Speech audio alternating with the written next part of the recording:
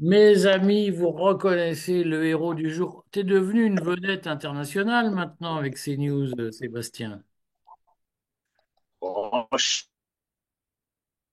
Allô? On t'entend plus? T'as coupé ton d'autres micro. médias. Comment? On verra bien si je peux faire d'autres médias. Je suis pas encore une star, je suis juste un débutant. Bon, alors tu nous as réservé une surprise. Dis-nous où tu es et ce que tu vois d'où tu es. Nous sommes le 31, mercredi, il est 16 heures. Tu es où là? Je, je suis à Sully-sur-Loire. Je sais pas si vous voyez avec ma caméra. Ouais, Je on suis voit à la bord, je suis à, Loire. ouais, sur Loire. Je suis dans le premier tracteur, tracteur qui est devant les CRS et on voit la Loire de ce côté du pont. Alors, tu nous Regardez. montres les CRS un peu ou pas? Oui, vous les voyez là? Ah, les voilà, les gendarmes mobiles. Bon, Voilà, alors, avec on voit le pont au milieu et la Loire de chaque côté. Donc on est bloqué. Donc on est bien à Sully-sur-Loire. On voit les tracteurs de derrière, le château de Sully-sur-Loire. ouais, Voilà. Et là, donc, il y a le représentant, parce que là, c'est la coordination rurale 47 ouais, du Lot-et-Garonne. Et ouais, c'est une chambre d'agriculture qui appartient à Lot-et-Garonne, c'est la seule. Et donc, le ouais. président de la chambre d'agriculture du Lot-et-Garonne est en train de négocier avec Attal pour pouvoir passer sur ce fameux pont, pour pouvoir joindre Paris. Alors, Et mets-toi c'est pas bien au gagné. milieu de. Là, on voit surtout la cabine du. Alors, est-ce qu'il a une chance de pas de vous faire passer le président de la CR 47? Mais on espère.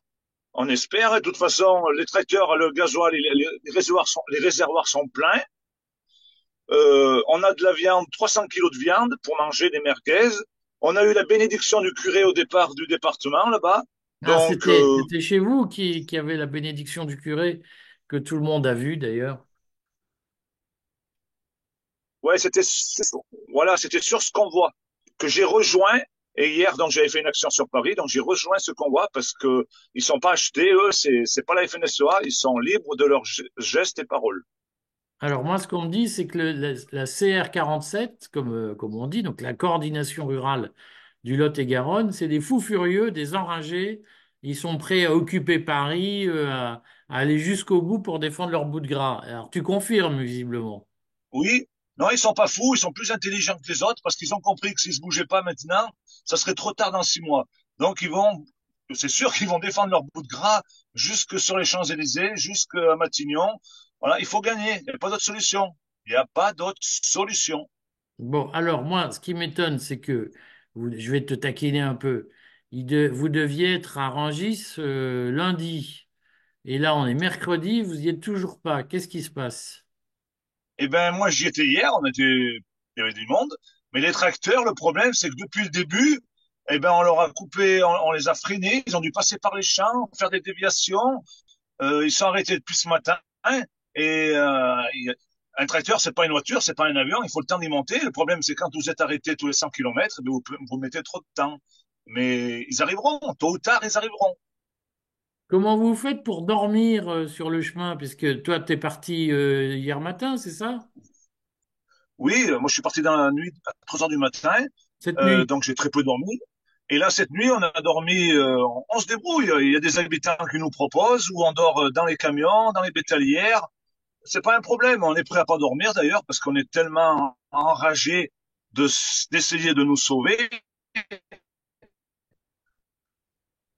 que voilà, on est habitué les agriculteurs des fois à pas dormir quand on fait une journée. C'est pas un souci ça de pas dormir. C'est ça la résistance. Pendant la guerre, nous croyez que nos anciens ils en dormaient tout le temps. Non, ils dormaient pas tout le temps. Ils étaient sur le qui-vive. On est en guerre là. Mets-toi bien au milieu de ton écran. Sur la Ouais. route, est-ce que les gens vous font bon accueil, les Français de tous les Ah jours? ouais. Ils disent On quoi? dirait que on dirait le défilé du 14 juillet, les gens ils sortent, ils nous applaudissent, ils mettent des pouces en l'air, ils donnent à manger, ils viennent nous voir. Là, sur ce barrage, il y a beaucoup d'habitants du village, puisqu'ils sont juste à côté, et ils viennent nous féliciter, nous dire qu'on a raison, qu'ils nous proposent de la nourriture à boire. C'est quelque chose qui est formidable parce qu'on sent vraiment une convivialité et c'est le peuple profond. Là. C'est l'avenir de la France qui se joue, l'avenir de notre ruralité. Là, on est en pleine campagne et c'est l'avenir. Ça, c'est les racines de la France. Les gènes de la France. Macron, lui, il a des gènes mondialistes européens. On a des gènes profonds. La France profonde. C'est ça notre génotype, nos chromosomes. On n'a pas les mêmes avec lui là-haut. Bon, mais alors, donc, moi, ce qui m'impressionne sur les images, alors on a vu hier les images du prêtre qui bénissait les tracteurs, on a quand même l'impression que c'est très festif, c'est-à-dire que les gens, ils sont pris d'une espèce d'enthousiasme quand ils vous voient passer, c'est plus festif à la limite que revendicatif. Oui, mais dans les campagnes, les curés, tout ça, ils sont pour rien. C'est pas le pouvoir. Ils nous encouragent. Ils veulent qu'on ramène quelque chose. Ils, ils, ils sont contents. Ils veulent que les églises soient toujours pleines, qu'il y ait du monde dans les campagnes. S'il y a plus d'agriculteurs, il y aura plus personne. Ils souhaitent vraiment qu'on gagne.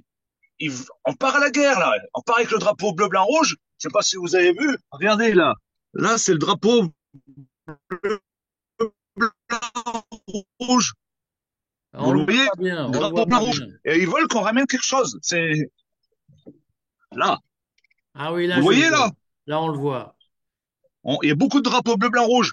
Donc, le peuple, dans les campagnes, ils veulent qu'on défende ces traditions françaises, ramener quelque chose. Il faut ramener la coupe à la maison. Il faut ramener l'agriculture. Parce que là, il n'y a plus d'agriculture. Puisque c'est les accords de libre-échange, vous êtes déjà alimenté à 50% par de la viande, par n'importe quelle alimentation qui revient de l'autre bout du monde.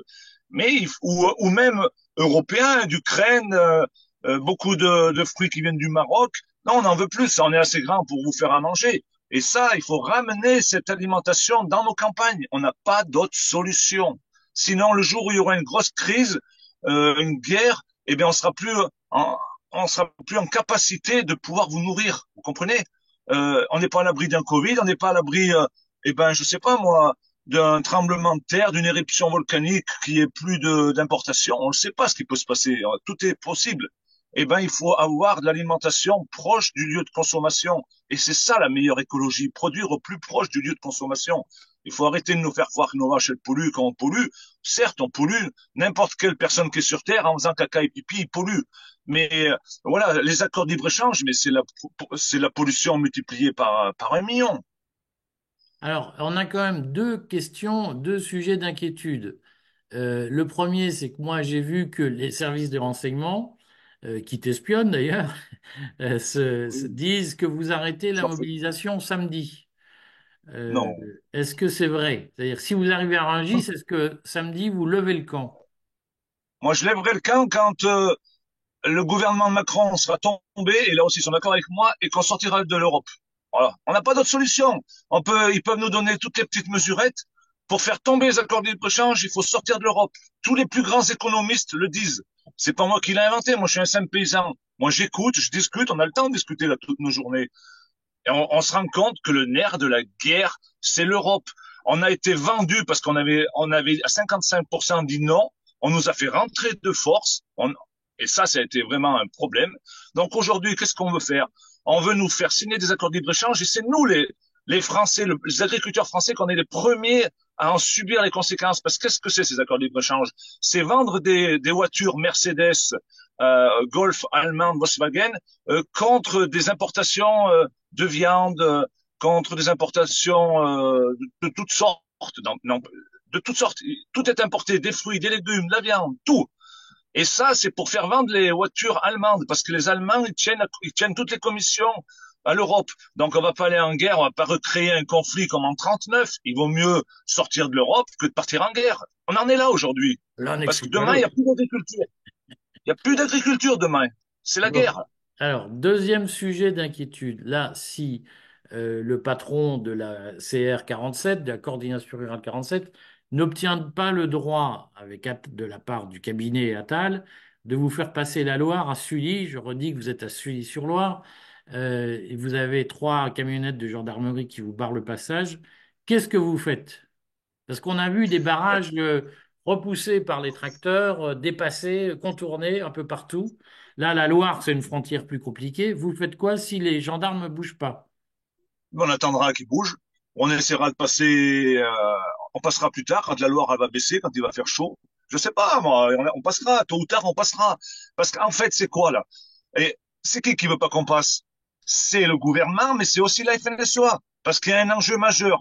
L- La représentativité. Donc, ils savent très bien que si on passe ce pont, on monte à Rungis. Les indépendants, les syndicats minoritaires. Et c'est là tout l'enjeu des prochaines élections.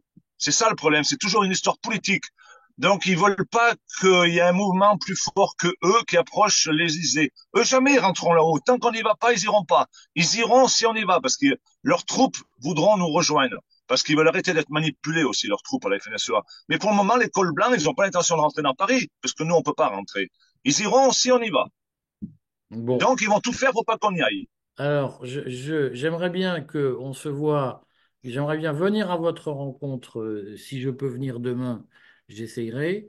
Je redis qu'il y a des ponts entre Orléans et Sully-sur-Loire, notamment du côté Saint-Denis de l'Hôtel, et à mon avis, la Loire est plus basse là-bas.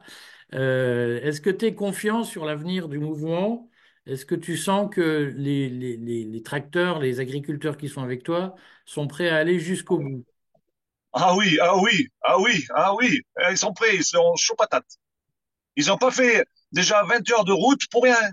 Et ça fait 15 jours qu'ils sont dans le combat, ils l'ont pas fait pour rien. Parce que le gars, le fournisseur de gasoil, il a donné du gasoil, c'est pour qu'on en aille jusqu'au bout, c'est pas pour s'arrêter en milieu de chemin. La viande, c'est pour aller jusqu'au bout. Le curé qui a béni les tracteurs, c'est pour aller jusqu'au bout et les revoir avec la victoire.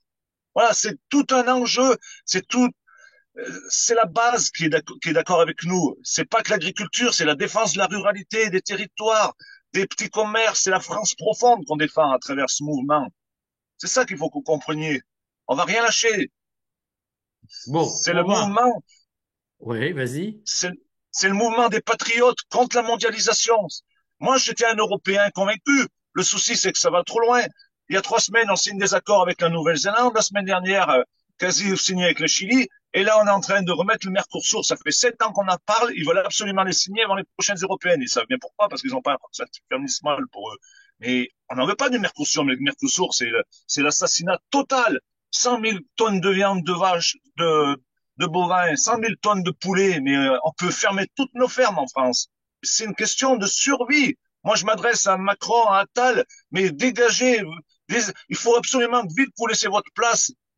C'est pas possible. Vous pouvez pas négocier avec l'Europe. L'Europe est trop forte. Donc, dégagez et soyez destitués. Là, c'est le peuple profond. On est les descendants des paysans qui ont fait la guerre de 14. 39-45, on est la vraie France. Les paysans, c'est les habitants du pays. Le pays, c'est la France. Le pays, c'est pas l'Europe, c'est pas le monde. C'est pas Davos, c'est la France. Vous savez ce que c'est la France? C'est bleu, blanc, rouge. Faut le comprendre, ça. On a du sang bleu, blanc, rouge, nous, dans les veines. Comprenez-le une bonne fois pour toutes, Manu. Bon, il est bien remonté, Sébastien. On se tient au courant, de toute façon, on suit ça de près, et puis tu nous dis, hein? Pas de souci, pas de souci. Merci, Eric. Vous êtes formidable de nous donner la parole à des gens comme moi.